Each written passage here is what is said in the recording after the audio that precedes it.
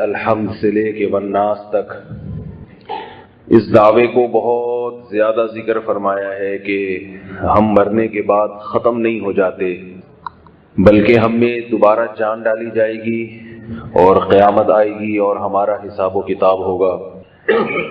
ایک حساب و کتاب تو وہ ہے جو میدان حشر میں ہوگا، اور ایک وہ ہے جو قبر میں ہوگا، اور ایک وہ ہے جو دنیا ہی میں ہو جاتا ہے۔ کچھ اعمال ایسے ہیں جن کی سزا دنیا ہی میں مل جاتی ہے، کچھ ایسے ہیں جن کی سزا قبر میں ملے گی، اور جو باقی رہ جائیں گے ان کی سزا آخرت میں ملے گی۔ آج بہت سارے لوگ جو اسلام کا لبادہ اوڑھ کر لوگوں کو گمراہ کرتے ہیں، قرآن کا نام لے کر لوگوں کو گمراہ کرتے ہیں، ان میں ایک فرقہ ایسا بھی ہے جو قبر کے عذاب کا انکار کرتا ہے، جو یہ کہتا ہے کہ قبر میں کوئی عذاب نہیں اور کوئی ثواب نہیں، جو کچھ ہوگا وہ قیامت کے دن ہوگا۔ نئے نئے فرقے نکل رہے ہیں، ہم تو اس لیے پریشان نہیں ہوتے کہ جہاں اتنے فرقے صحیح وہاں ایک اور صحیح۔ یہ ایک نیا مارکیٹ میں آیا ہے، لوگ فون کر کے پوچھتے ہیں کہ ہمارے یہاں آفس میں ایک صاحب ہیں جو کہہ رہے ہیں کہ قبر کا عذاب نہیں ہے۔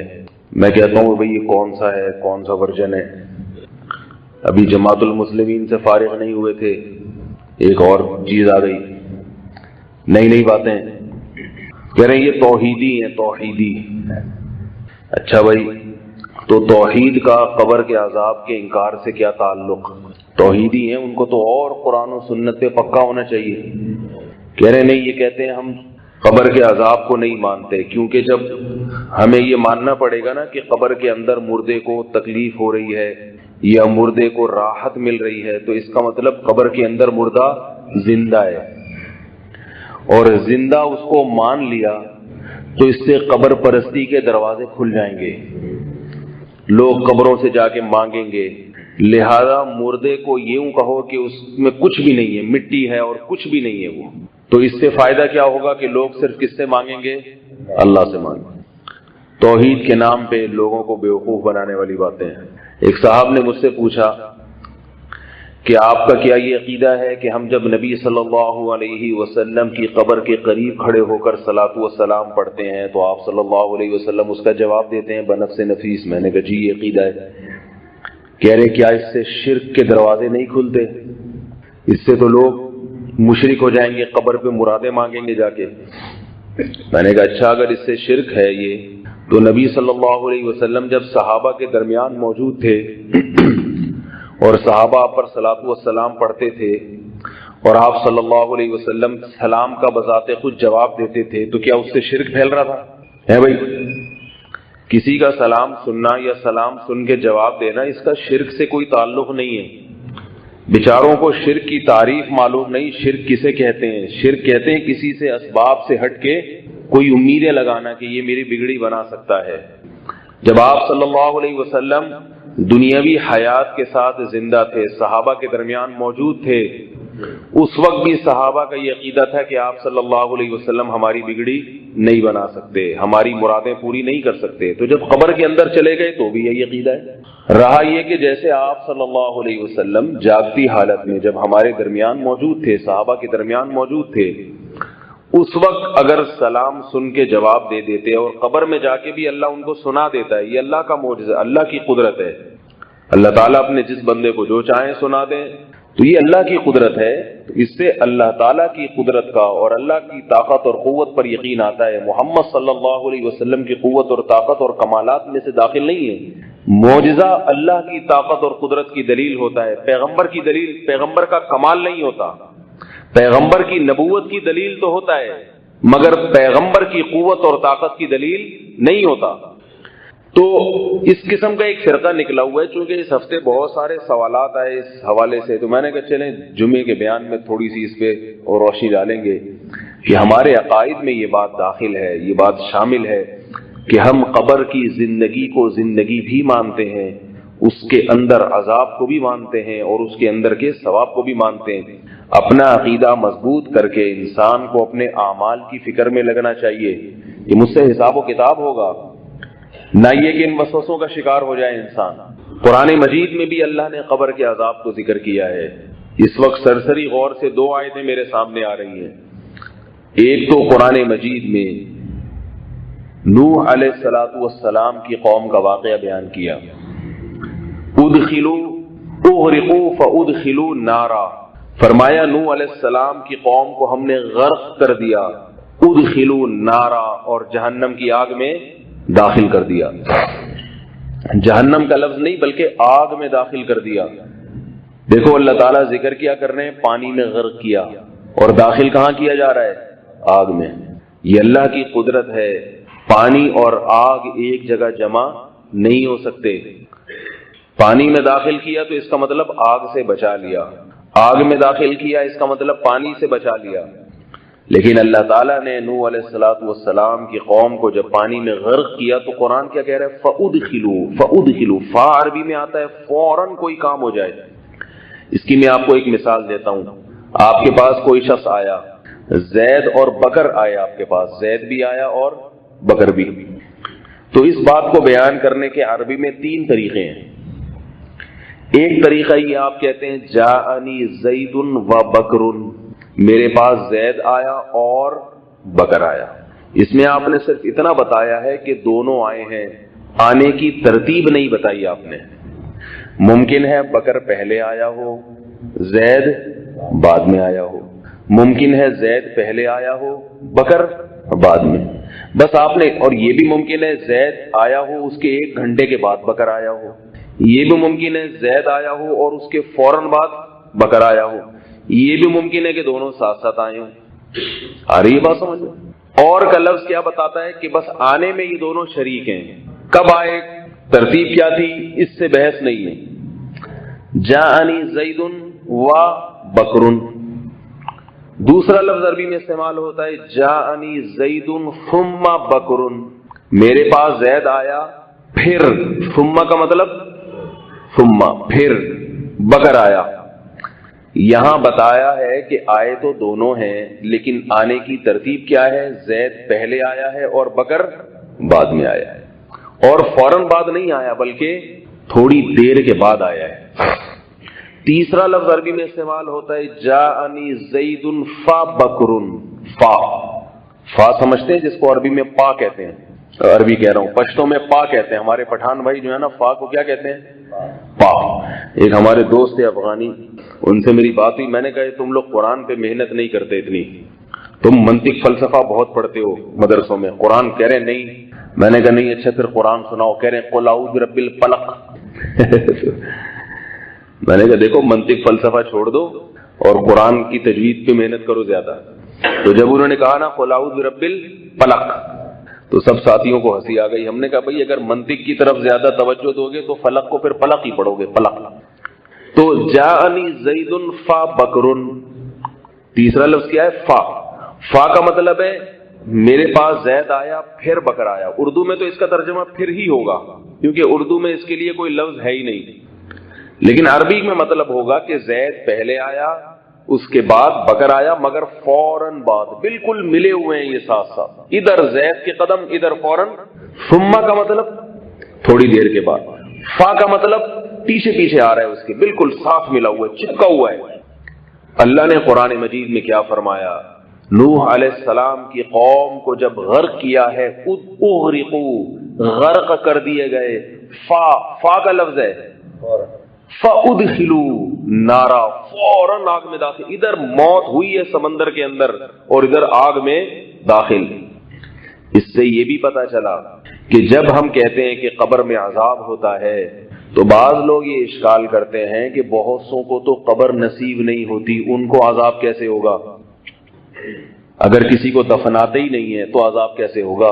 ہندو تو کیا کرتے ہیں؟ جلا دیتے ہیں، اور یہ ہندوؤں میں جو کانسیپٹ آیا ہے جلانے کا، یہ اسی وجہ سے آیا ہے کہ پہلے جو پیغمبر گزرے تھے ان سب نے اپنی قوموں کو قبر کے عذاب سے ڈرایا، تو جب پیغمبروں کی تعلیمات آہستہ آہستہ مسخ ہوتی چلی جاتی ہیں تو لوگ پھر اپنے نت نئے طریقے ایجاد کرتے ہیں۔ کچھ تصور تو ہوتے ہیں پرانے، کچھ تعلیمات دماغوں میں ہوتی ہیں۔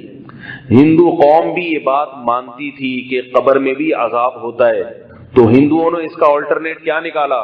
جلا دو، اور جلا کے راکھ کو بکھیر دیتے ہیں وہ، کیونکہ ان کے دماغ میں ایک بات ہوتی ہے کہ راکھ اگر ایک جگہ رہی پوری باڈی ایک جگہ ہوگی، لہذا رات کو بکھیر دیا جائے۔ اپنے لحاظ سے وہ کیوں کرتے ہیں؟ یہ عذاب قبر سے بچنے کے لیے، کیونکہ ظاہر ہے پیغمبر تو پہلے ہر قوموں میں گزرے ہیں نا، تو ان کی کچھ تعلیمات، ادھوری تعلیمات، کچھ نظریات، جیسے یہ جو گائے کی عبادت ہندوؤں میں ہے، گائے کی عبادت قرآن میں بھی تذکرہ ملتا ہے۔ بنی اسرائیل جس قوم میں تھے وہ گائے کو معبود سمجھا کرتے تھے، اللہ نے بنی اسرائیل کو گائے ذبح کرنے کا حکم دیا، بکرے کا نہیں دیا، مرغی کا نہیں دیا، گائے کا کیوں دیا؟ تاکہ ان کے دلوں سے گائے کی عبادت کا تصور نکلے۔ اور بنی اسرائیل نے بھی گائے کو ذبح کرنے میں کتنے ہیل اور حجتوں سے کام لیا ہے۔ کیوں؟ کچھ دماغ میں تھا کہ کسی طرح گائے کے علاوہ کسی چیز کو ذبح کر دو، گائے کو نہ کرو۔ اگر کوئی ہندو اسلام قبول کرے، جس ہندو نے ساری زندگی گائے کے سامنے سجدہ کیا ہو، اور اسلام قبول کرتے ہی آپ اسے کہیں کہ گائے ذبح کر دو، تو تھوڑا سا اس کے دل میں خوف پیدا ہوگا نا۔ کیا خیال ہے بھائی؟ کہے گا یار ساری زندگی عبادت کی، ایسا نہ ہو عذاب آ جائے۔ اسی وجہ سے علماء یہ کہتے ہیں کہ جب کوئی غیر مسلم اسلام قبول کرے گا تو صرف کلمہ شہادت کا پڑھ لینا کافی نہیں ہے، بلکہ وہ جس مذہب سے اس کا تعلق ہے اس مذہب کے بنیادی عقیدوں کا نام لے کر اس پہ رد کرے گا کہ میں اس عقیدے کو غلط مانتا ہوں۔ اگر کوئی عیسائی اسلام قبول کرے تو صرف کلمہ شہادت نہیں پڑھوایا جائے گا اس سے اس کی زبان سے یہ نکلوایا جائے گا کہ میں حضرت عیسیٰ علیہ السلام کو اللہ کا بیٹا نہیں مانتا، میں حضرت عیسیٰ علیہ السلام سے مرادیں ماننے کو حرام اور کفر اور شرک سمجھتا ہوں۔ آ رہی ہے بات سمجھ میں؟ ہندو جب اسلام قبول کرے گا تو ہم یہ نہیں کہیں گے کہ عیسیٰ علیہ السلام اللہ کے بیٹے نہیں ہیں، ہندو کی زبان سے یہ کہلوانے کی ضرورت نہیں ہے۔ ہندو سے یہ کہلوایا جائے گا کہ میں گائے کو ماں نہیں مانتا، میں گائے کو معبود نہیں مانتا، بلکہ میرے ہاتھ میں اگر کوئی ہندو اسلام قبول کرے میں سب سے پہلے گائے ذبح کرواؤں گا اس سے، یہ گائے ہے اس کو ذبح کرو جا کے۔ کیونکہ باطل نظریات نکالنے کے لیے اس کے خلاف قربانی دینی پڑتی ہے، بات پھر بات سے بات نکلتی ہے، لیکن کہنے دو بھائی، یہ جو روحانی علاج والے ہوتے ہیں نا، بات چینل آ رہا ہے وہاں پر، لیکن کیا کریں، ان کی عقیدت دل سے نکالنا بھی بڑا مشکل کام ہے۔ ان کی عقیدت جو آج کل جنہوں نے یہ دھندے شروع کیے ہوئے ہیں، ایک صاحب نے روحانی پیر سے میرے بیانات سن کے بدعت گئے، وہ روحانی پیر جو تھے نا، ان کے ٹوپی ڈرامے جو آج کل ہوتے ہیں، اللہ اللہ کرنے کے لیے، اللہ کی محبت کے لیے تو اللہ کا ذکر کوئی نہیں کرتا۔ ہمارے جو بزرگ ہیں، مشائخ ہیں، جو حقیقی اہل حق ہیں، وہ اللہ کا ذکر کیوں کرواتے ہیں؟ اللہ کی محبت پیدا کروانے کے لیے، اور روحانی والے کرواتے ہیں آپ کے مسائل حل کروانے کے لیے، یہ پڑھ لو تو یہ ہو جائے گا، یہ پڑھ لو تو یہ ہو جائے گا، بچی کی شادی ہو جائے گی، یہ ہو جائے گا۔ تو ایسے ہی کسی روحانی بابا سے کسی کا تعلق تھا، میرے بیانات سن کے اس نے وہ تعلق ختم کر دیا، تو وہ جو روحانی عامل تھا نا، اس نے کہا میں تجھ پر اتنے منتر پڑھوں گا کہ تیرا نقصان ہو جائے گا، اور 24 گھنٹے کے اندر اندر دیکھ تیرے ساتھ ہوتا کیا ہے، 24 گھنٹے کے اندر اندر ہوگا جو کچھ ہوگا۔ اب یہ بیچارہ تھوڑا سا گھبرا گیا، اس کا میرے پاس فون آیا کہ وہ اتنے، ان کے ہاتھ میں 10 لاکھ جنات ہیں ان کے قبضے میں، 10 لاکھ تو کیڑے مکوڑے نہیں رکھ سکتا آج کوئی، چیونٹیاں نہیں پال سکتا، جنات 10 لاکھ پالے گا، اور اس کو بوتل میں بند۔ کمال کی بات، یہ جن ہی کیا جو بوتل میں آ جائے میرے بھائی، یہ جن ہے جو بوتل میں آ گیا، تو ڈھکن لگا دیا اوپر سے، تو جو ہے ڈرامے بازیاں، بنیان سونگ سونگ کے، ناپ کے، پہلے ناپی تھی اتنی بالش تھے، اب ناپا تو ایک بالش زیادہ نکل رہا ہے، اس کا مطلب کچھ کیا ہوا ہے۔ بار بار کہتا ہوں، جن کا کسی کے بنیان اور پجامے سے کوئی تعلق نہیں ہے، جو بنیان سونگ رہا ہے نا، لگایا کرو ایک کھینچ کے تھپڑ اس کے، میں الو بنا رہا ہے۔ لیکن ہوتا کیا ہے، جب آپ ان کی محفل میں جاتے ہیں تو آپ پہ مسمرزم ہو جاتا ہے، آپ عقیدت میں ان سے متاثر ہوتے ہیں، تو پھر یہ جو آپ کو دکھائیں گے آپ کو نظر آئے گا، متاثر ہی نہ ہو کچھ بھی نہیں ہوگا۔ ہم کبھی بیٹھے تو ہمیں تو کچھ نہیں ہوتا۔ ایک عامل تھے 20 سال پہلے، ہمارے ایک شاگرد کو انہوں نے جن دکھائے، 5-6 جن، دھواں دھواں نظر آ رہا ہے، یہ جن ہے، ہا کر کے دکھا دیا۔ تو اس نے کہا استاد جی آپ چلیں، آپ کو بھی دکھائیں گے۔ میں گیا، مجھے کچھ نظر نہیں آ رہا، میں نے کہا مجھے تو کوئی دھواں نظر نہیں آ رہا، کچھ بھی نہیں۔ اس نے کہا دیکھنا ان کو رات کو آئیں گے جنات، میرے بارے میں پیش گوئی کی۔ میں رات خراٹے لے کے سویا ہوں، صبح خراٹے لے کے، اس دن اتنی اچھی نیند آئی، اس سے پہلے کبھی آئی نہیں تھی، نہ رات کو نظر آیا نہ دن کو نظر آیا۔ تو یہ نفسیاتی اثر ہوتا ہے تو وہ متاثر ہو جاتا ہے. اور یہ ہندو اس کام میں زیادہ ماہر ہیں, یاد رکھو. پادری تو اس سے بھی زیادہ ماہر ہیں. پادریوں کے پاس جاؤ, آپ کو ایسی چیزیں دکھائیں گے کہ آپ حیران ہو جاؤ گے. ایک پادری, ہم بچپن میں جہاں میں نے بچپن گزارا ہے وہاں ایک پٹھان تھا نابینا. ہم نے اپنے استاد سے پوچھا کہ یہ نابینا کیوں ہو گیا, پیدائشی ہے یا کیا؟ انہوں نے پھر واقعہ سنایا کہ یہ حج کرنے گیا تھا, اس کا پاسپورٹ ویزا بٹوا سب گم گیا, اور اس میں بہت پیسے بھی تھے اور ڈاکومنٹ بھی بہت قیمتی اس کے ڈاکومنٹ تھے. یہ بہت تلاش کی, نہیں ملا تو کسی پادری نے اس سے کہا کہ میں تمہیں بتاؤں گا کہ یہ بٹوا کہاں رکھا ہوا ہے, اپنے عمل کر کے بتاؤں گا, لیکن شرط یہ ہے کہ اگر تمہیں وہ مل جائے تو تم نے عیسائی مذہب قبول کر لینا ہے, کیونکہ پھر یہ ہمارے برحق ہونے کی علامت ہوگی. تو پادری نے اسے جو جگہ بتائی, بیائی نہیں وہیں رکھا ہوا تھا وہ. یہ پٹھان عیسائی ہو گیا. جب یہ عیسائی ہوا ہے تو ماں غیرت مند, اس نے اس کو لتاڑا کہ تو نے مذہب چھوڑ دیا ہے. اس نے کہا کہ میں نے مذہب چھوڑا ہے لیکن مجھے اس مذہب کے برحق ہونے کی دلیل ملی ہے کہ اس نے جہاں پادری نے بتایا تھا نا بٹوا, وہیں ملا ہے, وہیں رکھا ہوا تھا وہ, بالکل اسی جگہ پہ. حالانکہ یہ تو کسی کو علم تھا ہی نہیں. ماں نے اس کو سمجھایا, غیرت مند ماں تھی, باز نہیں آیا. تو جب یہ سونے کے لیے لیٹا, اس کی دونوں آنکھوں میں چاقو مار دیے ماں نے کہ جب تو اسلام جیسی نعمت تجھے سمجھ میں نہیں آ رہی. کیا غیرت تھی, غیرت. اس پہ کوئی اختلاف کر سکتا ہے کہ آنکھ میں چاقو مارنا چاہیے تھا یا نہیں مارنا چاہیے تھا, یہ ایک الگ بحث ہے.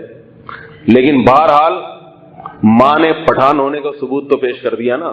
آج میرے پاس لوگوں کے فون آتے ہیں, بھائی قادیانی ہو گیا, کیا کریں؟ نکالو اس کو گھر سے, مرتد کو, خنزیر کو نکالو گھر سے, بائیکاٹ کرو. فون آتے ہیں, بھائی نے 3 طلاقیں دی ہوئی ہیں, بیوی کو رکھا ہوا ہے, کیا کریں؟ نکالو اس کو, زانی شرابی کو, بھابھی کو بھی نکالو گھر سے, بھائی کو بھی نکالو. بولو جاؤ جا کے طوائف خانوں میں, ہیرا منڈی جاؤ, جا کے زنا کرو وہاں پہ, ہمارے گھر کو خراب نہیں کرو. جو 3 طلاقیں دے کے بیوی کو رکھے اس کو گھر سے دھکے دے کے نکالو, ورنہ تم پہ بھی اللہ کا عذاب آئے گا. مذاق بنائے ہوئے طلاقیں دیتے ہیں, پھر رکھ لیا, فتوا لے آئی, ادھر سے لے آؤ, تمہارا خاندان, تمہاری نسلیں خراب ہو جائیں گی. زنا کو کوئی زنا سمجھ کے کرے ٹھیک ہے, وہ قابل معافی ہے, توبہ کر لے گا کسی وقت. لیکن ایک چیز اللہ نے قرآن میں صاف لفظوں میں بتا دی کہ نہیں رکھ سکتے, پھر بھی رکھ رہے ہو, اس کا مطلب یہ مذاق بنایا ہوا تم لوگوں نے قرآن کو. اسلام کو, مذہب کو تبدیل مت کرو, خود تبدیل ہو. دیکھو لوگ سود کھاتے ہیں, یہاں بھی کچھ لوگ ہیں بینک میں جاب کرتے ہیں, مینیجر ہیں, ہم ان سے اچھے اخلاق سے پیش آتے ہیں, ان کو بتاتے ہیں کہ سود حرام ہے, مگر بد اخلاقی نہیں کرتے. کیوں؟ اس لیے کہ وہ سود کو یہ نہیں کہتے کہ اسلام میں جائز ہے, کہتے ہیں غلط ہے. بہت سے بے نمازی ہیں, مانتے ہیں کہ بھائی نماز چھوڑنا بری بات ہے, ہم ان سے اخلاق سے ملتے ہیں, ان سے رشتہ داری بھی ختم نہیں کرتے. بھائی کچھ مسلمان نیک ہوتے ہیں, دین پہ چلتے ہیں, کچھ بیچارے کوشش کرتے ہیں, دعا مانگتے ہیں, اللہ محبت سے ان کو چلائے انسان, وہ بھی آ جاتے ہیں. لیکن اگر کوئی اٹھ کے کہے کہ اسلام میں نماز ہے ہی نہیں, پھر وہ دوستی کے قابل ہو سکتا ہے کیا؟ اسے دلائل سے سمجھایا جائے گا, نہیں مانے تعلق ختم. کیونکہ ایسے آدمی کو اپنے خاندان میں ٹھکانہ دو گے تو تمہاری نسلیں دہریے ہو جائیں گی, تمہاری نسل برباد ہو جائے گی. لوگ کل طلاق کو مذاق بنا لیں گے, تو قادیانی ہو گیا, مرتد ہو گیا, پھر بھی تعلقات رکھے ہوئے اس سے. جائز نہیں ہے کوئی قادیانی ہو جائے, اللہ نہ کرے آپ کے بھائیوں میں کوئی, اللہ کا شکر ہے ہمارے یہاں ایسا ہوتا نہیں ہے, لیکن ایک مثال دے رہا ہوں. لڑکی ہے, عیسائیوں میں شادی کر لی بھاگ کے اس نے. یورپ امریکہ سے ایسے بھی واقعات آتے ہیں, ہماری بیٹی نے انگریز سے شادی کر لی ہے, کرسچن ہے, کیا کریں, کیا کریں گے؟ بھگاؤ اس کو گھر سے, ختم تعلق بالکل. دیکھو غیرت دکھاؤ گے تو تمہارے خاندان کی حفاظت ہوگی. مذہب پہ کمپرومائز مت کرو, بتا رہا ہوں میں, کیونکہ جنگلی بن جاؤ گے, بالکل نسلیں برباد ہو جائیں گی. یہ مذہب ہے جو انسان کو روک کے رکھتا ہے, کچھ خاندانوں کو جوڑ کے رکھتا ہے. مذہب نہیں ہے تو جا کے دیکھو ان یورپ میں ان لوگوں کا کیا حشر ہوا ہے. ان کے نہ چاچے کا پتہ, نہ مامے کا پتہ, نہ بھائی کا پتہ, نہ بہن کا پتہ, نہ کچھ ہے ہی نہیں. یہی ہوگا تمہاری نسلوں میں, اور اس کا پھر وبال تم پر پڑے گا قیامت کے دن. تو وہ جو پٹھان تھا نا بیچارہ, وہ بیچارہ تو نہیں کہنا چاہیے, اس کی آنکھیں اس کی ماں نے پھوڑ دی. تو وہ بتاتے تھے کہ یہ اس وجہ سے ایسا ہوا ہے. اب میں آپ کو بتا رہا ہوں کہ دیکھو اس پادری نے بتا دیا نا کہ بٹوا کہاں رکھا ہوا ہے, تو کیا اس سے عیسائی مذہب کا صحیح ہونا ثابت ہو گیا؟ یہ شعبدے ہوتے ہیں, شعبدے. ممکن ہے اسی پادری نے چوری کروایا ہو, سمجھ رہے ہو بات کو؟ عین ممکن ہے اسی کے اپنے, اس نے چھوڑے ہوئے ہو اپنے شتونگڑے, اور اس نے چوری کروا کے رکھوایا ہو. یہ بڑے بہت ماہر ہوتے ہیں. یہ ایک صاحب نے مجھے بتایا کہ میرے ایک پیسے چوری ہو گئے تھے, میں ایک عامل کو گھر لے کر آیا, اس نے کچھ پڑھائیاں پڑھی اور اس نے بتا دیا کہ چور اس وقت آپ کے گھر کے اندر ہی ہے. اور کہہ رہے واقعتاً گھر کے اندر ہی چور تھا. میں نے کہا اصل میں یہ سالہ جو ہے نا، یہ جو عامل، یہ پڑھائیوں سے نہیں پتہ لگایا اس نے، اس کے اس چور سے تعلقات پہلے سے تھے. یہ پہلے سے، یہ خود خاندانی چور ہے. نہیں آ رہی بات؟ یہ خود خاندانی باپ دادے سے چور چلا آ رہا ہے، اس کے چوروں سے بھی تعلقات ہیں. ان دونوں نے پہلے سے مکمکہ کیا ہوا ہے کہ تم چوری کرنا اور میں تمہارا نام بتاؤں گا، تم پکڑے جاؤ گے، تھوڑی بہت دھنائی ہوگی، لیکن جو سمجھ رہے ہیں نا آگے عقیدت میں جب یہ لوگ ہاتھ پاؤں چومیں گے اور نذرانے آئیں گے تو آدھا تیرا آدھا میرا، وہ ریکوری ہو جائے گی. ہائے ہائے کیا سنائیں آپ کو واقعات. ایک اور سنا دوں آپ کو اپنا واقعہ تاکہ آپ لوگوں کا ان عاملوں پر سے یقین ہٹے. اپنا واقعہ، میں نے جب دوسری شادی کا ارادہ کیا معذرت کے ساتھ، واقعہ اسی قسم کا ہے تو کیا کریں، تو میری والدہ نے بہت کوشش کی کہ میں یہ کام نہ کروں. ہر طرح سے سمجھایا، محبت سے بھی، یہاں تک کہ بددعائیں دینے پر آ گئی. اور مجھے پتا تھا کہ جب کسی چیز کو شریعت نے حلال کیا ہو اور انسان کرنا چاہے تو پھر ماں کی بددعائیں نہیں لگتی. اللہ کا بڑا فضل ہے، والدہ میرے ساتھ ہی ہیں، مجھے خدمت کا موقع مل رہا ہے ان کی، الحمدللہ خوش و خرم ہے. لیکن اس وقت کہ میں نہیں کرنے دوں گی. جب ہر طرح سے انہوں نے دیکھ لیا کہ اس پہ قابو نہیں پایا جا رہا، یہ پکڑائی میں نہیں آ رہا، تو کسی نے کہا کہ شیر شاہ پہ ایک بزرگ بابا بیٹھتے ہیں، شیر شاہ پہ ایک بزرگ بابا بیٹھتے ہیں، وہ ایسے عملیات کریں گے کہ اس نے جہاں رشتہ بھیجا ہوا ہے اور جہاں بات اس کی ہو گئی ہے، طے ہو گئی تھی بات، وہاں رشتہ ٹوٹ جائے گا. ایسا پکا ڈھکا عمل کریں گے، ایسے وظیفے تعویذ دیں گے کہ جہاں میری بات طے ہو گئی تھی، باقاعدہ نکاح کی تاریخ رکھی گئی تھی، اور وہ وہاں رشتہ ٹوٹ جائے گا. مرتا کیا نہ کرتا.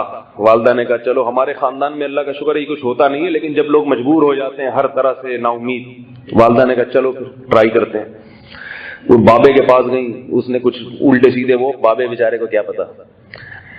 3-4 دن بعد میرے پاس فون آیا، انگلش میں ایک جوان لڑکا انگلش میں بات کر رہا ہے، جیسے یہ شو کرنے کے لیے کہ میں بہت تعلیم یافتہ ہوں. مجھ سے اس نے ایسی باتیں کی، میں ڈیٹیل میں نہیں جاؤں گا، ایسی باتیں کی جو باتیں سن کے انسان رشتہ توڑ دیتا ہے فوراً. یعنی کچھ شکوک شبہات والی باتیں، الزامات کہ آپ کی جہاں نکاح ہونے والا ہے اس کا یہ ہے، فلانا ہے، ڈمکانا ہے، وغیرہ وغیرہ کر کے ایسے طریقے سے کہ میرے دماغ میں وسوسے آنا شروع ہو گئے. لیکن میں فوراً سمجھ گیا کہ میری والدہ جس عامل کے پاس گئی تھی یہ اس کا شتونگڑا ہے. یہ کون ہے؟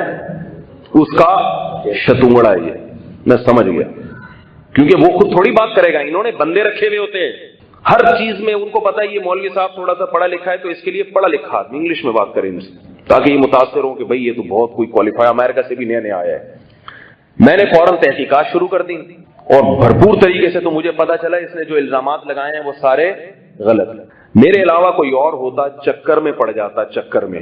اور جب اس فیلڈ میں انسان ذرا سا چکر میں پڑتا ہے تو رشتے کا انکار کر دیتا ہے.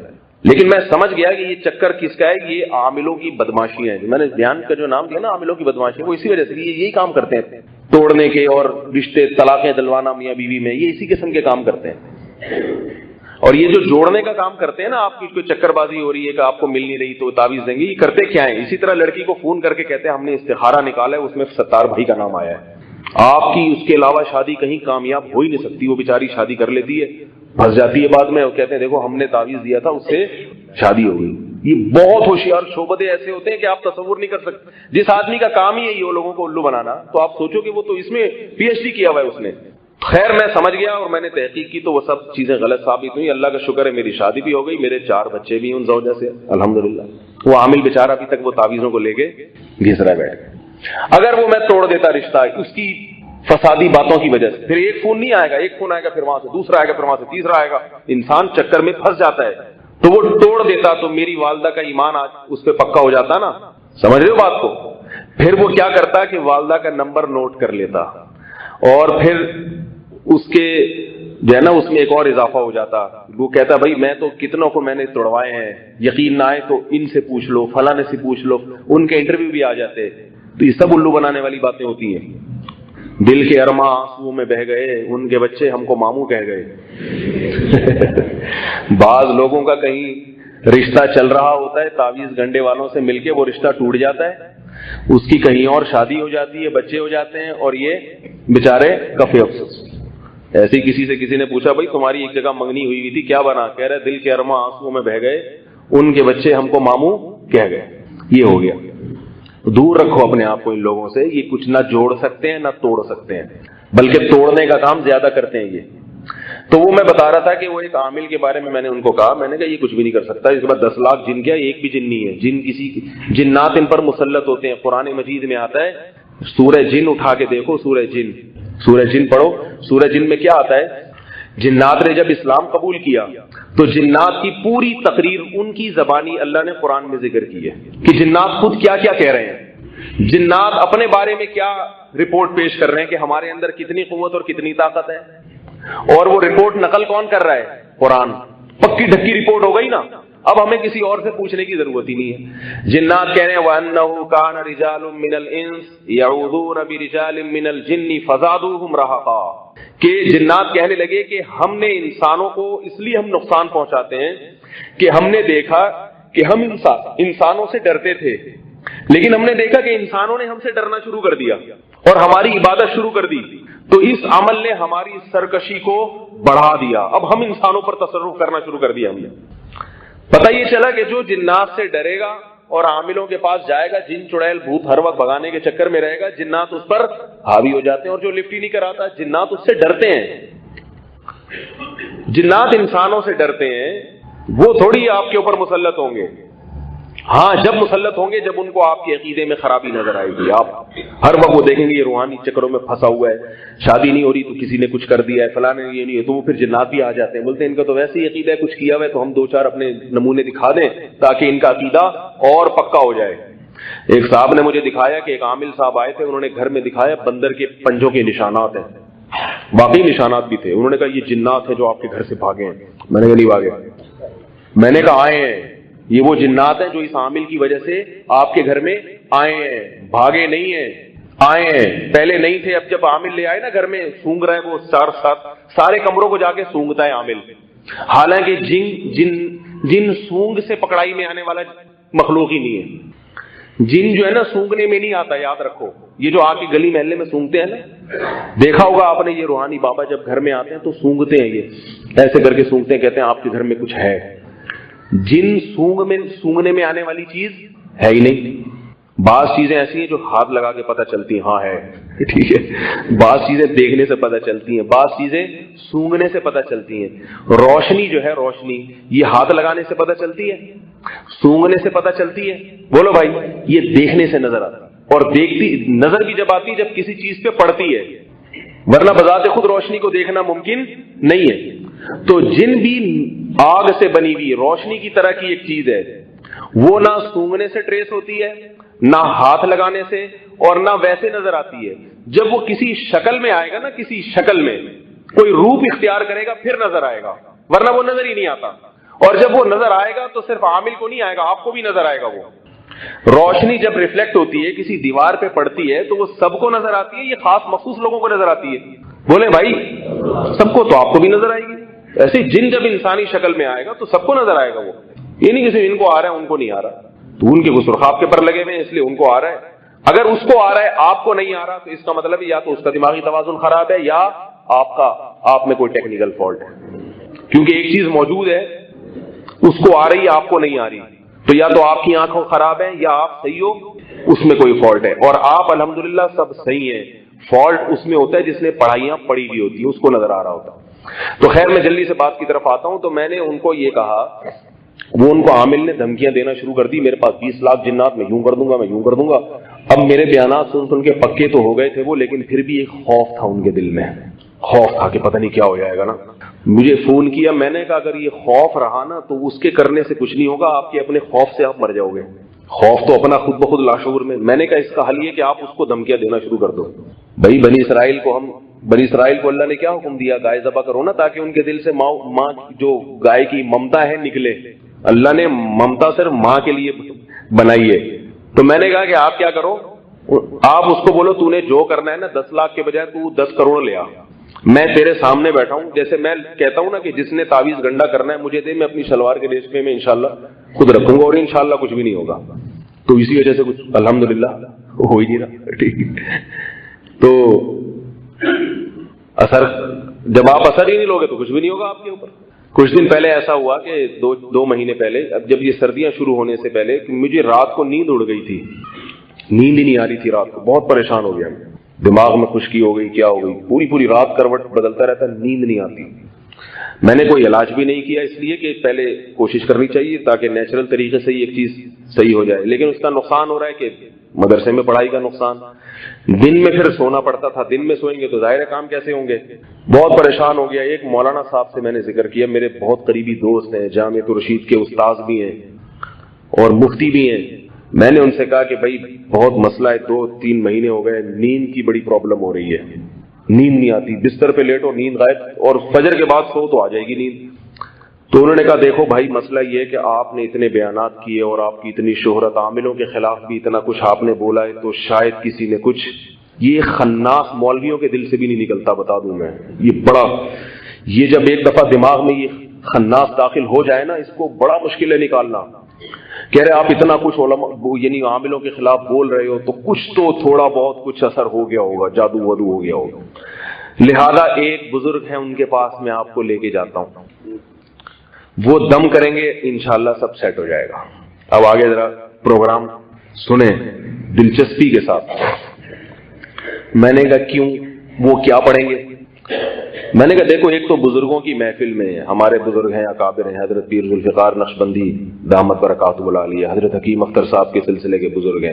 لاہور میں ہمارے بڑے بڑے اکابر ہیں، بزرگ ہیں، وہ تو ان کی تو محفل میں ویسے ہی سکینت، ان کی تو ہم خاک کے برابر بھی نہیں. وہ اگر پڑھ کے دم بھی کر دیں یہ مشائخ، یہ بزرگ، تو ظاہر ہے ہمارے دم پھونک سے زیادہ اللہ نے انہیں طاقت رکھی. اور میں نے کہا آپ بھی انہیں بزرگ سے کسی سے بیعت ہو، آپ پھونک مار دو، تو آپ کی پھونک کو میں مانتا ہوں، لیکن آپ جس بزرگ کا نام لے رہے ہو نا، وہ یہی پھونکوں والے بابا، ان کو میں نہیں مانتا، آپ مانتے ہو گے. کہہ رہے نہیں ایک دفعہ چل کے تو دیکھو. میں نے کہا نہیں بھائی یہ نہیں ہو سکتا. میں نے کہا اچھا ان کی پھونک میں کیوں ہے یہ دم، اس کی وجہ کیا ہے؟ تو انہوں نے کہا کہ انہوں نے 40,000 مرتبہ سورہ فاتحہ کا عمل کیا ہے، 40,000 مرتبہ.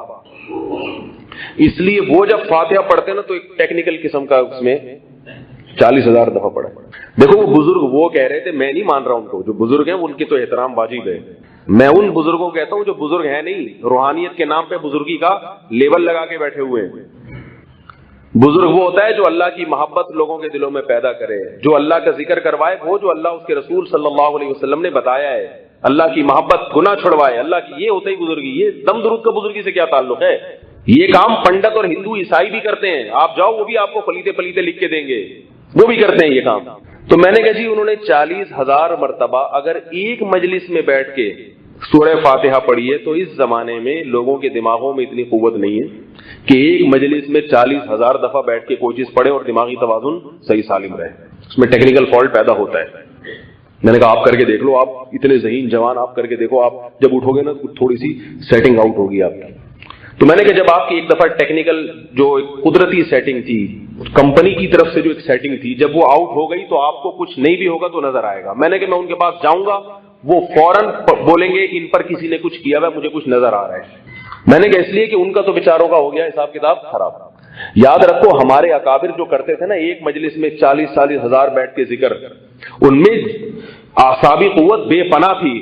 بعض لوگ میرے بیان پہ اعتراض کرتے ہیں کہ کیا ایک مجلس میں اتنا ذکر کرنا ممکن ہے، مگر آج کے لوگوں کے لیے ممکن نہیں ہے. وہ اکابر تھے ہمارے، میرے شیخ حضرت مفتی رشید احمد صاحب رحمۃ اللہ علیہ، ان کے والد صاحب ایک مجلس میں 30,000 مرتبہ لا الہ الا اللہ کا ورد کرتے تھے. اللہ کی محبت پیدا کرنی، ان میں اعصابی قوت تھی بہت زیادہ. حضرت عثمان نے ایک رات میں ایک رکعت میں قرآن ختم کیا ہے. آج کوئی کر سکتا ہے بھائی؟ کوئی کرے گا تو اس کے گھٹنے سلامت رہیں گے؟ تو میں آج کی بات کر رہا ہوں آج. اور اگر کر سکتا ہے تو پھر وہ یہ کام نہیں کر رہا ہوتا، وہ پھر کچھ اور کر رہا ہوتا. تو میں نے کہا کہ دیکھو 40,000 اگر ایک مجلس میں یہ کیا ہے تو دماغی توازن کی سیٹنگ آؤٹ. مجھے کیا پتا کہ یہ خود ان کو کچھ صحیح بھی ہے یا نہیں ہے. اور اگر الگ الگ مجلس میں کیا، میں نے کہا ہم نے 80,000 دفعہ کیا ہے. پھر اگر الگ الگ محفل میں 40,000 دفعہ انہوں نے سورہ فاتحہ پڑھی ہے تو ہم نے 80,000. کیوں؟ بچپن سے لے کے اب تک نمازوں میں سورہ فاتحہ ہماری کاؤنٹ کی جائے تو 1 لاکھ سے بھی زیادہ بنتی ہے کہ نہیں بنتی؟ اور ہم تو کھڑے ہو کر باوضو ہو کے پڑھتے ہیں، انہوں نے بیٹھ کے پڑھا ہوگا، اور ہم نماز میں پڑھ رہے ہیں، انہوں نے بیٹھ کے پڑھا ہوگا بغیر نماز کے. تو میں نے کہا پھر ہماری فاتحہ میں دم کی طاقت زیادہ ہوگی. بات آ رہی ہے؟ تو بالآخر میں نہیں گیا. میں نے کہا یاؤ بھائی ہم نہیں جاتے، دم کرائیں گے کسی بزرگ سے جا کے کہہ دیں گے بھائی پھونک مار دیں. ہمارے جامعہ میں اللہ کا شکر ہے بڑے بڑے بزرگ موجود ہیں، ان کو جائیں گے بولیں گے حضرت ذرا پھونک مار دیں، آپ ان سے دم کروا لیں گے. خود پانی پہ پڑ کے اپنے اوپر کر لیں گے. اول تو اس کی ضرورت ہی پیش نہیں آئے گی انشاءاللہ. بیماری ہے، بعض دفعہ ہوتا ہے انسان کو دماغی کام زیادہ ہوتا ہے تو نیند غائب ہو جاتی ہے اس کی. اللہ کی قدرت ہوئی کہ 1-2 دن گزرے نہیں مجھے نیند آنا شروع ہو گئی. ابھی 2 دن نہیں گزرے تھے، کیونکہ جیسے ہی موسم ٹھنڈا ہوا، کوئٹہ کی ہوا چلنا شروع ہوئی ہے ذرا سی، ایک تھپیڑا کوئٹہ سے آیا ہے اور گہری نیند شروع. پتہ چلا یہ گرمی کی وجہ سے نہیں آ رہی تھی، گرمی بہت شدید پڑی تھی نا. ایک تھپیڑا کوئٹہ کا آیا اور ایسا سوئے کہ پولیس سے بھی نہیں اٹھ رہے. اب ایسا سوتے ہیں کہ پولیس بلوانی پڑتی ہے اٹھانے کے لیے، اتنی گہری نیند. میں نے ان استاد کو جا کے پکڑا، میں نے کہا اگر میں اس کے پاس چلا جاتا تو میرا بھی عقیدہ خراب ہوتا نہیں ہوتا؟ بھئی یہ ان کے پاس گیا ہوں، ایک پھونک لگائی ہے اور اللہ کا شکر ہے 2 دن کے بعد مجھے نیند آنا شروع ہو گئی. حالانکہ وہ پھونک ان کی نہیں اثر کرتی، وہ کوئٹہ کی پھونک نے اثر کیا تھا. کراچی میں جو سردی پڑتی ہے وہ کوئٹہ سے آتی ہے نا، کوئٹہ کی ہوا چلتی ہے تو کوئٹہ کی پھونکوں میں اللہ نے ایسا دم رکھا ہے کہ وہ بے خوابی کے مرض کو ختم کر دیتی ہے. تو نفسیاتی طور پہ لوگ متاثر ہوتے ہیں. میں عرض یہ کر رہا تھا کہ جب کوئی غیر مسلم اسلام قبول کرتا ہے تو اس سے اس کے جو نظریات ہیں، اسلام کیا کہتا ہے کہ اس کی نفی کرواؤ، پہلے اس کی نفی. تو یہ عاملوں کے بارے میں بھی میں کہتا ہوں کہ بھائی یہ اگر تمہیں دھمکیاں دیتے تم اس سے بڑی دھمکیاں ان کو، یہ بہت ڈرپوک ہوتے ہیں. ایک پولیس والا بھیجو ان کو اٹھا کے جیپ میں ڈال کے بند کر دے گا، پھر یہ ان کے فلیتے بنیان پجامے سارے وہیں کے وہیں رہ جاتے ہیں. پولیس والا نہیں ڈرتا ان سے، تو ہم اور آپ کیوں ڈریں بھائی؟ تو میں جلدی سے اصل موضوع کی طرف آتا ہوں. تو جب بھی کوئی اسلام قبول کرے گا نا تو اس کو اس کے باطل نظریات کی نفی کی جائے گی کہ بھئی یہ غلط ہے، یہ ایسا نہیں ہے، تب اس کا اسلام قابل قبول ہوگا. تو قبر کے عذاب کی بات میں کر رہا تھا. قرآن مجید میں کیا آتا ہے؟ اغرقوا فادخلوا نارا، فرمایا ان کو پانی میں غرق کیا گیا اور آگ میں داخل کر دیا گیا. غرق کرتے ہی آگ میں داخل. تو لوگ یہ جو یہ کہتے ہیں نا کہ قبر اگر یہی، ہاں ہندوؤں کی بات کر رہا تھا کہ وہ کیوں جلاتے ہیں تاکہ ان کی نظر میں جو عذاب اور ثواب ممکن نہ رہے. پارسی کیا کرتے ہیں کہ وہ چیل اور کووں کو کھلا دیتے ہیں لاش. ان کا نظریہ یہ ہوتا ہے کہ اگر اس کی بوٹیاں چیل اور کوے کھا لیں گے تو عذاب کس کو ہوگا، ثواب کس کو ہوگا. جبکہ قرآن مجید میں اللہ نے اس آیت میں بتا دیا کہ میں پانی میں داخل کر کے آگ میں داخل کر سکتا ہوں، پانی میں داخل کر کے پانی اور آگ کو جمع کر سکتا ہوں. اس آیت سے پتہ یہ چلا کہ قبر صرف اس مٹی کا نام نہیں ہے جس میں ہم دفن ہوتے ہیں، بلکہ مرنے کے بعد میت کا جو بھی ٹھکانہ ہو، شریعت اسی ٹھکانے کو قبر کہتی ہے. علماء نے لکھا ہے اگر آگ میں جلا دیا اس کے ذرے جہاں جہاں اس کی راکھ جہاں جائے گی اسی کو عذاب ہوگا، اسی کو ثواب بھی ہوگا، اسی کو عذاب بھی ہوگا. رہا یہ کہ کیسے ممکن ہے، عقل اس کو نہیں مانتی. تو بھائی عقل اس کو مانتی ہے کہ اللہ ایک پانی سے انسان بنائے، اس میں آنکھ ناک دل دماغ جگر بنا کے انسان بنا دے، اس کو بولتا سنتا بنا دے. عقل اس کو مانتی ہے؟ قرآن مجید نے کہا الیس ذلک بقادر علی ان یحیی الموتى، جس خدا نے تمہیں پانی کی ایک بوند سے بنایا ہے، ناپاک غلیظ پانی سے، پانی پہ تصویر بنانا ممکن نہیں ہے. اس اللہ نے اس پانی پہ اپنی کاریگری دکھائی. اسی پانی میں آنکھ ناک دل دماغ جگر پھیپڑے، دماغ کی ترتیب دیکھو کیسی عجیب ہے.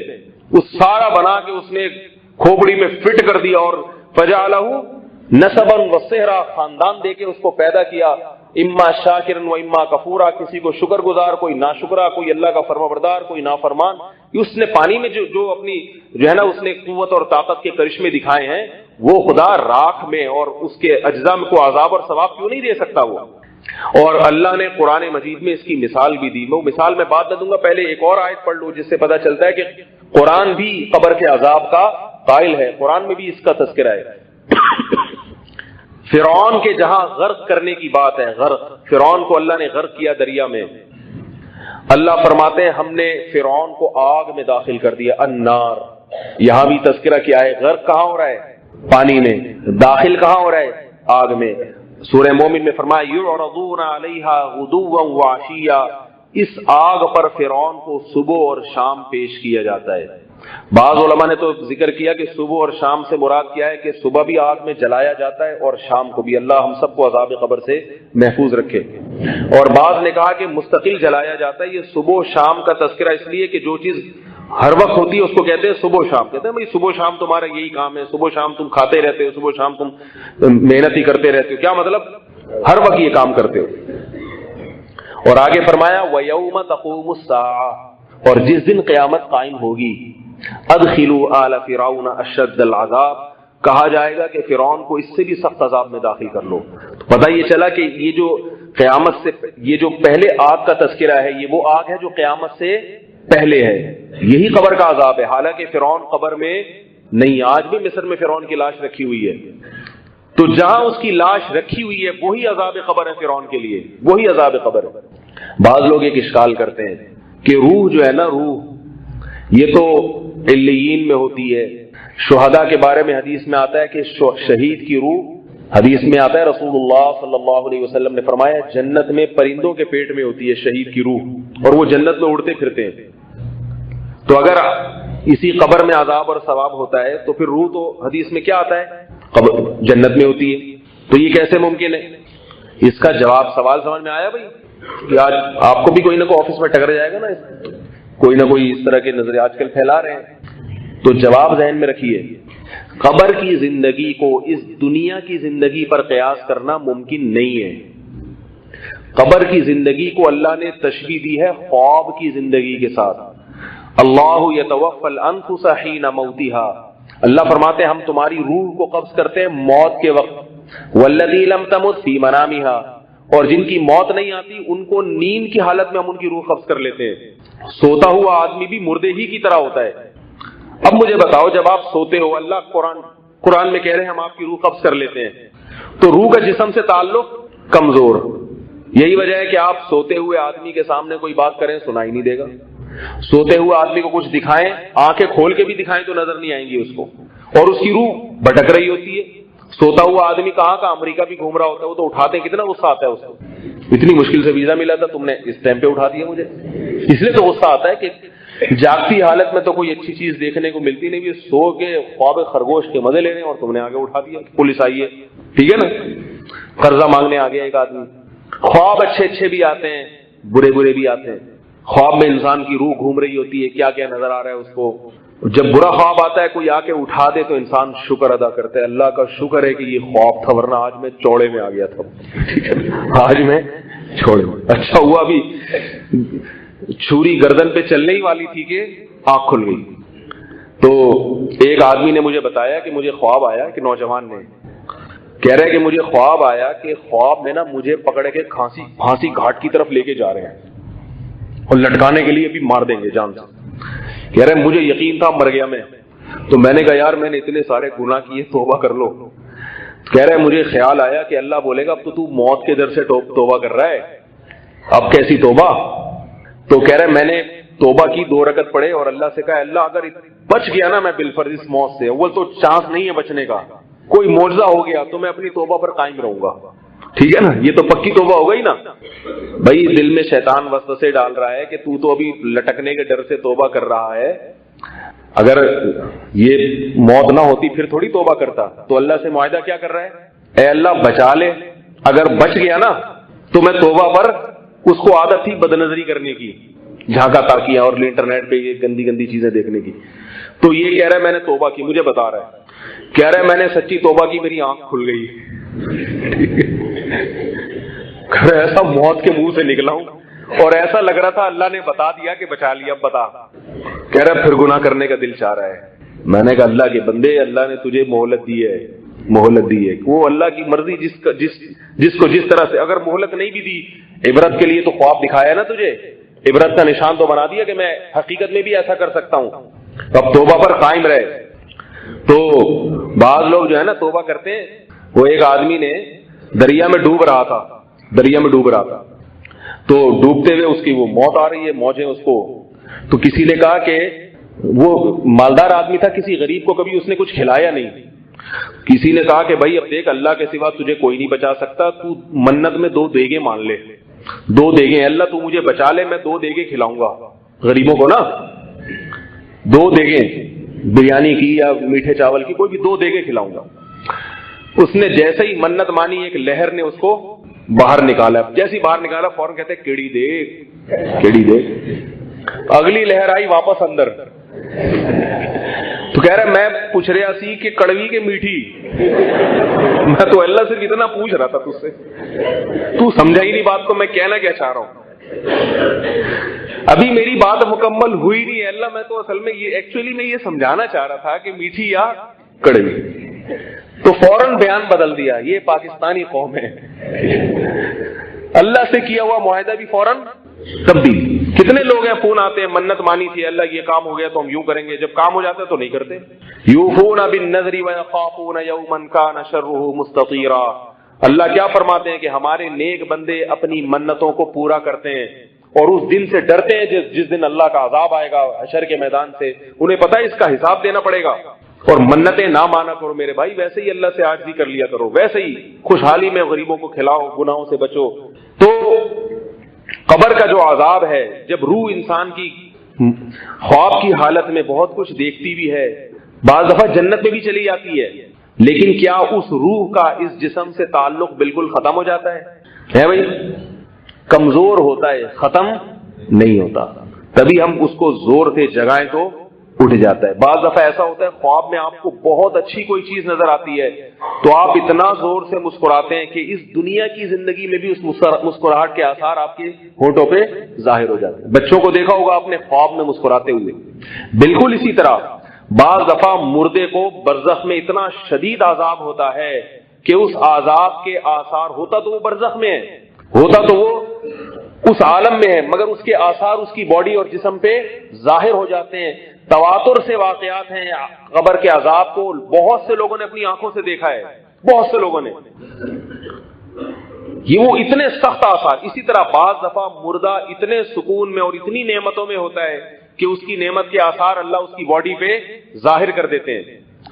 मैंने खुद शहीद के खून की खुशबू अल्हम्दुलिल्लाह अपनी नाक से सूंघी है, क्योंकि हदीस में आता है जन्नत में जो जब शहीद जाएगा तो उसके खून में मुश्को अंबर की खुशबू होगी। वो जो अल्लाह की राह में खून निकला था ना, उसमें मुश्को अंबर की खुशबू होगी। इतनी जबरदस्त खुशबू होती है कि अल्लाह ताला बाज़ दफा उस खुशबू के आसार इस दुनिया में पैदा फरमा देते हैं। हमारे कई बुजुर्गों की करामात हैं, इंतकाल के बाद उनके जिस्म से खुशबू आई है। हजरत मौलाना शेर अली शाह साहब रहिमहुल्लाह ताला भी माजी में उनका इंतकाल हुआ। वो जहां बैठे थे, जहां लेटते थे, वहां से भी मुश्को अंबर की खुशबू, खबर से भी आ रही है, उनके जिस्म से भी खुशबू। तो अल्लाह बता देते हैं कि रूह का इस जिस्म से ताल्लुक 100% खत्म नहीं हुआ है। इसी तरह से याद रखो रसूलुल्लाह सल्लल्लाहु अलैहि वसल्लम अपनी खबर मुबारक में इसी तरह से हयात हैं, यही वाली हयात, बरज़खी हयात, कि उस आप सल्लल्लाहु अलैहि वसल्लम की रूह का आलम बाला से भी ताल्लुक है, इल्लीयीन से भी है, मगर अपने जसद अतहर से भी आप सल्लल्लाहु अलैहि वसल्लम की रूह का ताल्लुक मौजूद है। इसी ताल्लुक की बुनियाद पर आप सल्लल्लाहु अलैहि वसल्लम सलातु वस्सलाम का जवाब देते हैं।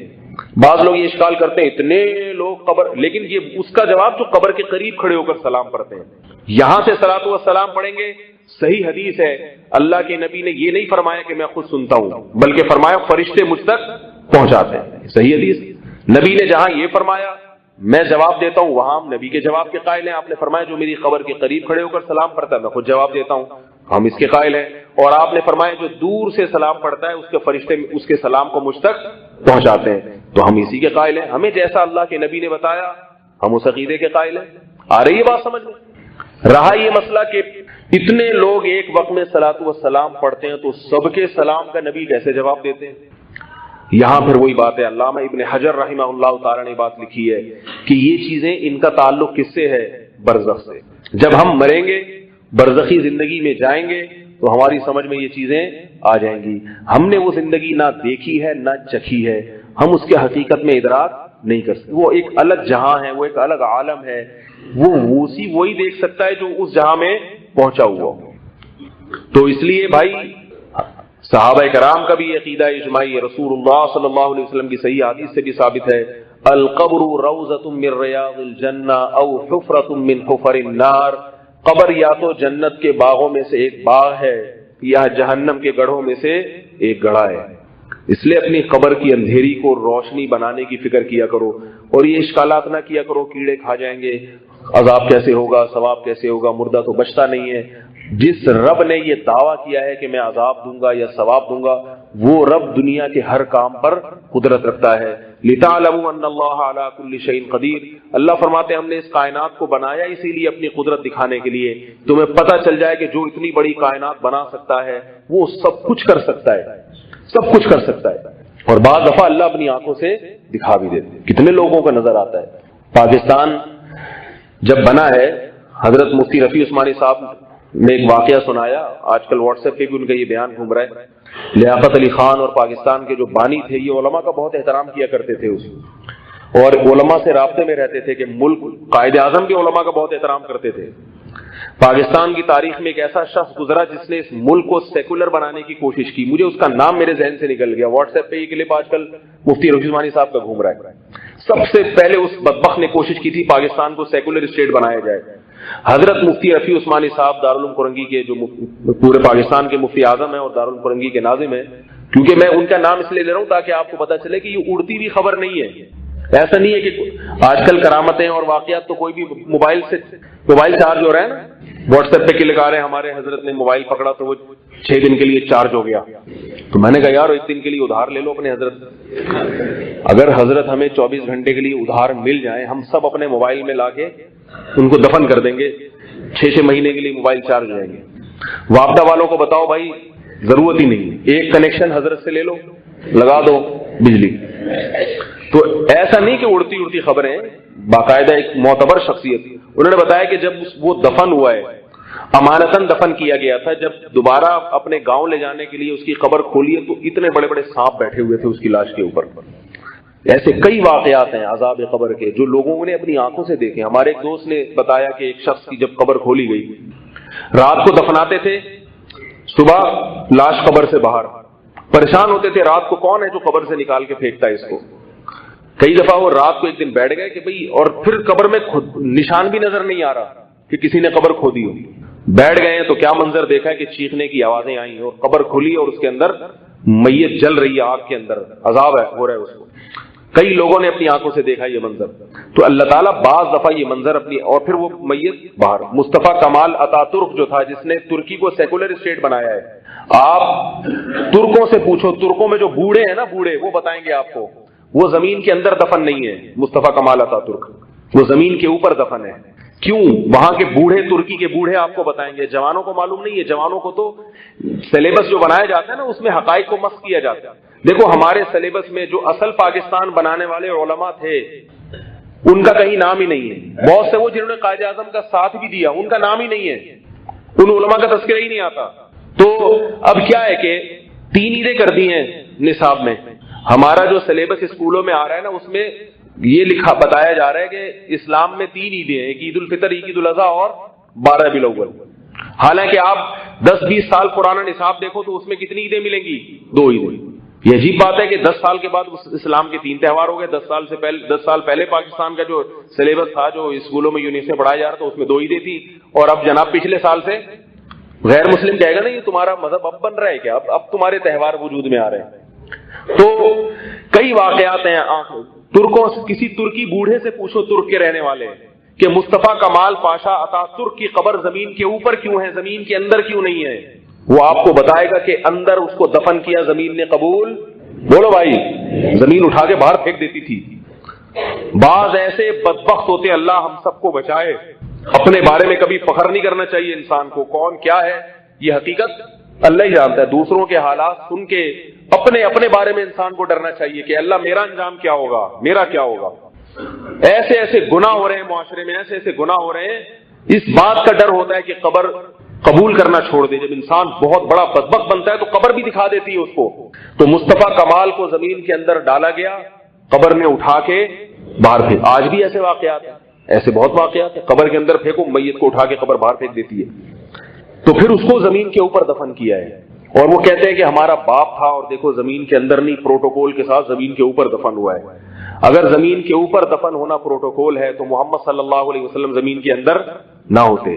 محمد صلی اللہ علیہ وسلم کا جسد اطہر زمین کے اندر ہے، تمام پیغمبروں کا جسد اطہر زمین کے اندر ہے۔ اس کا مطلب جس کو زمین قبول نہیں کر رہی، یہ اس کے نیک ہونے کی علامت نہیں، یہ مسلمانوں کا رہبر اور رہنما نہیں تھا، بلکہ مسلمانوں کا بیڑا غرق کرنے والا تھا۔ جب انسان کا ظلم انتہائی حد سے بڑھتا ہے تو بعض دفعہ اللہ اس کی یہ کیفیت دنیا میں دکھا دیتے ہیں، اور جب کوئی بہت نیک ہوتا ہے تو بعض دفعہ، ہمیشہ نہیں ہوتا، یاد رکھو، اگر کسی میت کے جسم سے خوشبو نہیں آ رہی، بدگمان ہونے کی اجازت نہیں ہے۔ بڑے بڑے بزرگان دین اللہ والے ایسے گزرے جن کے جسموں سے خوشبو نہیں آتی، مگر وہ بہت بزرگ ہوتے ہیں۔ یہ تو اللہ کی مرضی، کسی کو دکھا دیں کسی کو نہ دکھائیں، تو اللہ کی مرضی ہے۔ اس لیے عذاب قبر بھی برحق ہے اور قبر کا ثواب بھی برحق ہے۔ ہمارا عقیدہ ہے، نبی نے فرمایا قبر میں سب سے پہلے حساب ہوتا ہے، آخرت کا حساب بعد میں ہوگا۔